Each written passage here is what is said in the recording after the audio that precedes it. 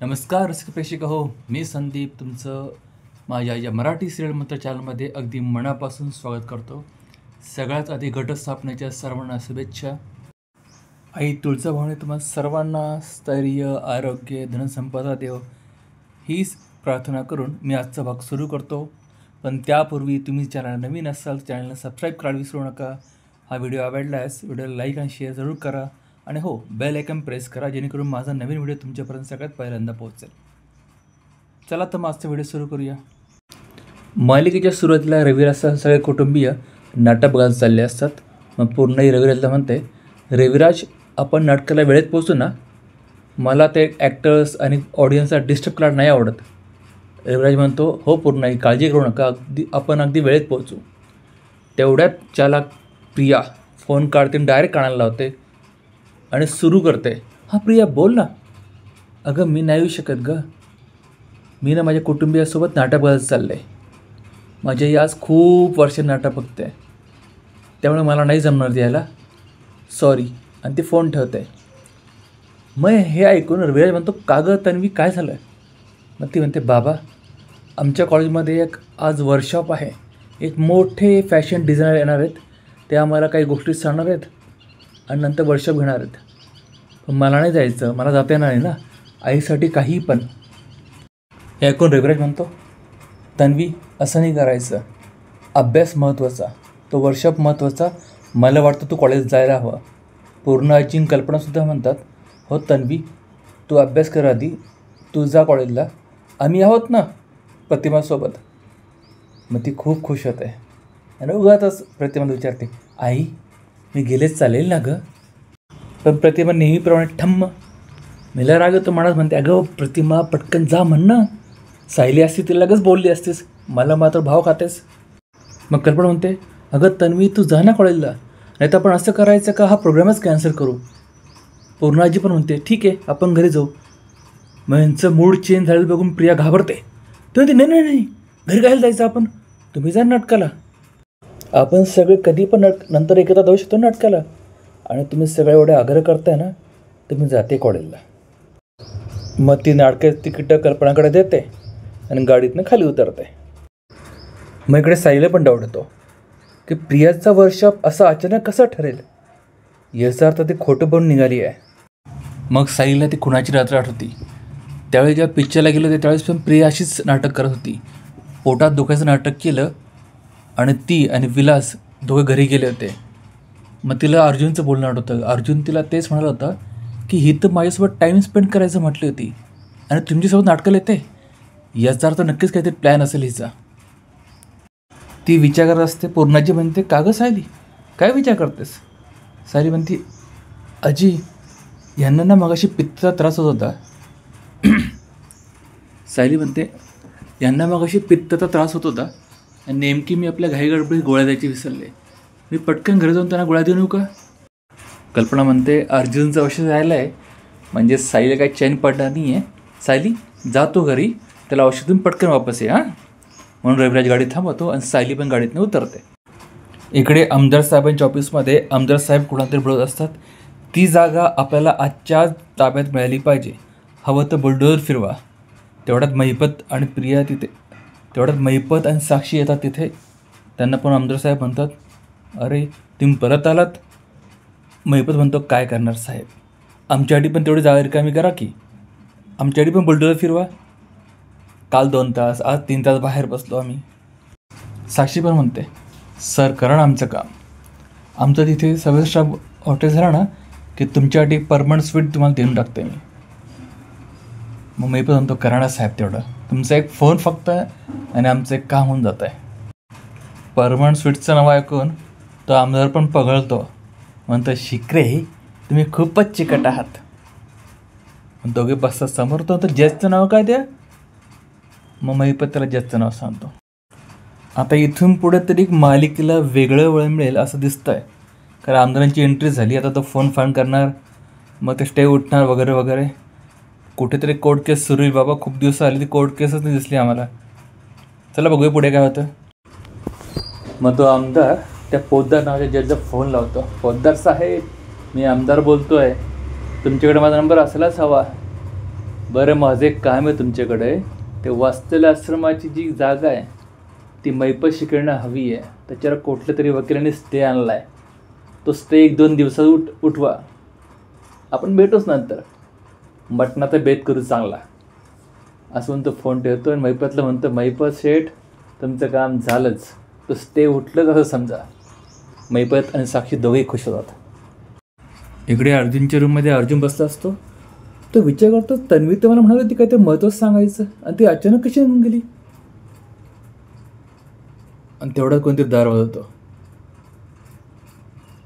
तो म्हणतो ही नक्की तन्वीच असणार आहे. I knew it. तो दार उघडतो आणि ती तन्वीच असते.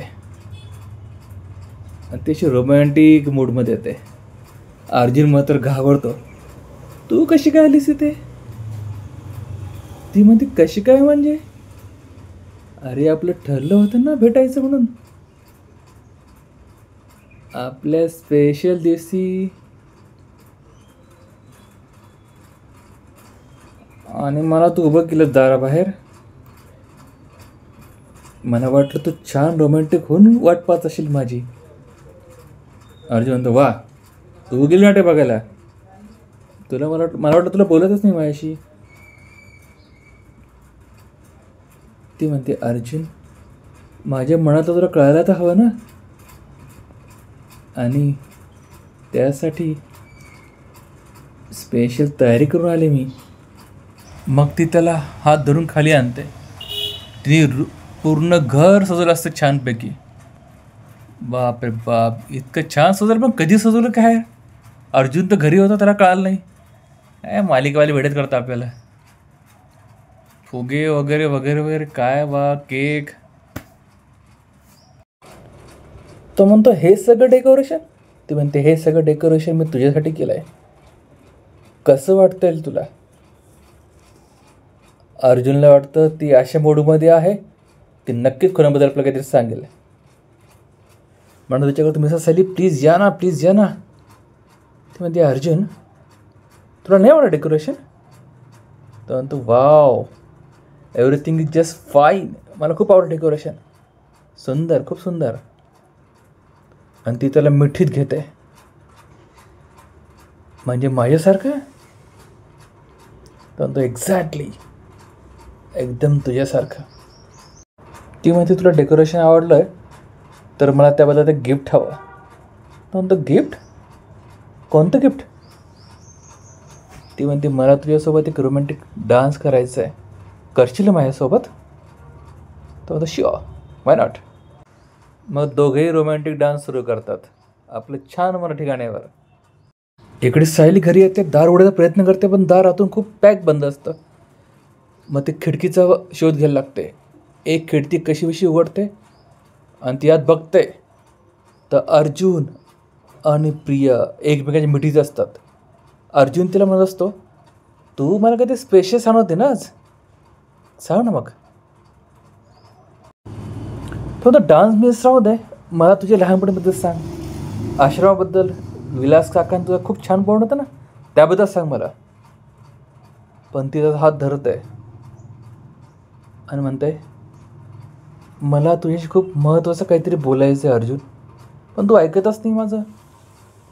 तर म्हणतो, बोल ना मग, बोल बोल, कशाबद्दल बोलायचं तुला माझ्याशी? ती त्याचा हात तिच्या कमरेवर ठेवते. ती म्हणते, आपल्या आयुष्यात खूप काहीतरी घडून गेलं नाही. आपण लहान होतो तेव्हा एकत्र होतो, मोठे झालो, दुरावलो, आपलं लग्न ठरलं, पण तेवढ्याच सायली आली आणि आपलं लग्न मोडलं. पण आता आणखी जवळ आलो आपण.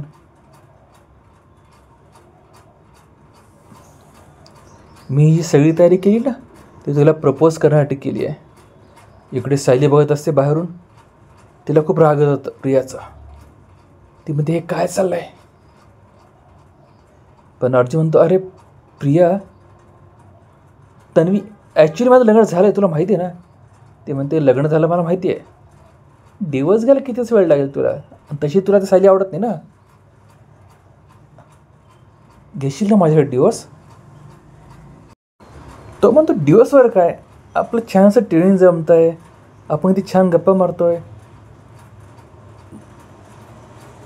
मला तुझ्या मेमरीज सांग ना, आश्रमातल्या मेमरीज वगैरे वगैरे ते सांग ना. खूप गोष्टी शेअर कर माझ्यासोबत. तुझे मित्र विलास काका यांच्याबद्दल सांग ना मला. ते सांगत नाही तू मला. दिवस काय घेऊन बसले ते म्हणते, हे काय आश्रम विलास काका घेऊन बसलेस तू. आज एवढी रोमॅन्टिक झाले मी. इथे फक्त तू आणि मी आहेस. इकडे सायलीला खूप कसं तरी होत आहे. तुझं प्रेम आहे ना माझ्यावरती. आहे ना प्रेम अर्जुन माझ्यावर तुझा. अर्जुन खोटगोळा मान हलवतो, पण तोंडाने काय म्हणत नाही, नुसते मान हलवतो. मग मला आय लव्ह यू म्हण ना. तो काहीच बोलत नाही. म्हणते अच्छा, म्हणजे आधी तुला माझ्याकडे ऐकायचे, मग तुम्हाला आय लव्ह यू बसेल. मग ते छानसं गुलाब हातात घेते आणि त्याला प्रपोज करते. मी फक्त तुझीच आणि तुझीच आहे. I love you. ती विचार करते, हा मग असं परत परत दाराकडे बघते. अर्जुन एवढा घाबरला असतो, तो सायलीची वाट पाहत असतो. मी सायली काय येत नाही. ती म्हणते सायलीची वाट पाहतो का. ती म्हणते म्हणजे याने सायली बोलवलं काय. ठीक आहे, बरं झालं ते. माझं काम सोपं होऊन जाईल. आज सगळं सत्य बाहेर पडेल ते. ती त्याला गुलाब देते. म्हणते घे ना, मला आय लव्ह यू म्हण ना. अरे म्हण ना आय लव्ह यू मला. असा फोर्स करते त्याला. अर्जुन कसा गुलाब हातात घेतो. ती म्हणते म्हण ना तुझं माझं प्रेम आहे ना, म्हण ना मला आय लव्ह यू. तो बिचारा इकडे तिकडे फिरत राहतो. तिला टाळायचा प्रयत्न करतो, पण ती त्याच्या मागेच लागते. अर्जुन म्हण ना आय लव्ह यू म्हण ना. अर्जुन आय लव्ह यू म्हण ना. आणि इथे आजचा भाग संपतो दर्शक हो. आता उद्याच्या भागात बघायला मजा येईल की अर्जुन तिच्यासोबत काय रिॲक्ट होते. तो तिला आय लव्ह यू म्हणतो का कानाखाली वाजवतो. या प्रियाची फार वाढत चालली दादागिरी यार. कुठेतरी थांबायला हवी. ती लेखकांनी तिला फार डोक्यावर घेतलं आहे. ठीक आहे, बघूया पुढे काय होते. हा व्हिडिओ तुम्हाला आवडला असेल, व्हिडिओ लाईक करा, शेअर करा, चॅनल सबस्क्राईब करा, बेल आयकॉन प्रेस करा, जेणेकरून माझा नवीन व्हिडिओ तुमच्यापर्यंत सगळ्यात पहिल्यांदा पोहोचेल. भेटूया पुढच्या व्हिडिओमध्ये.